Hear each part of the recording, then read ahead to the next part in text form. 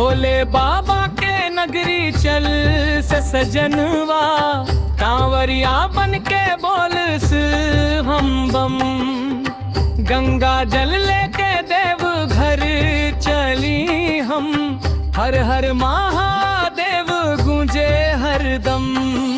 सावन के महीना भर से बदरिया, भक्ति में डूबल बसगरी नगरिया। मनवा में लागल बाय के सहारा, भोले के दर पर जाई दोबारा। बाबा के दरबार सजल बभारी, भक्तन के मन में उठल उजारी। बेल पत्र लेके अर्जी लगाई, भोले दयालु हमरो सुनाई।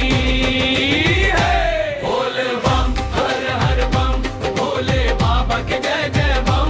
देवघर नगरी चली हम बम बम, भोले हर हर बम।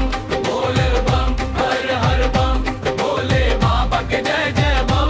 डमरू बाजे मनवा थम बम बम, भोले हर हर बम।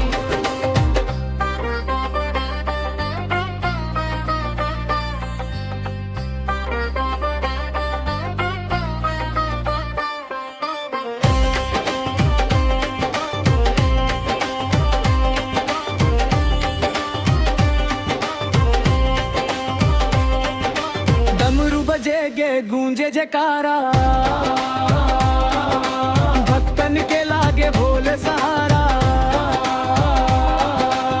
पूरा बेल पत्र चढ़ाई हम, भोले बाबा से आशीष पाई हम। गाँव उठा के चलल बानी डगरिया, भोला के नामे चमकल नगरिया। दुखवा हरी है मनवा बसाई है, संग संग अपने धाम बुलाई है। सांस सांस में बोल तेरा नाम, भोले बाबा दे दा अपने धाम।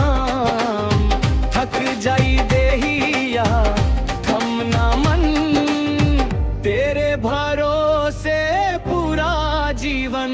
भोले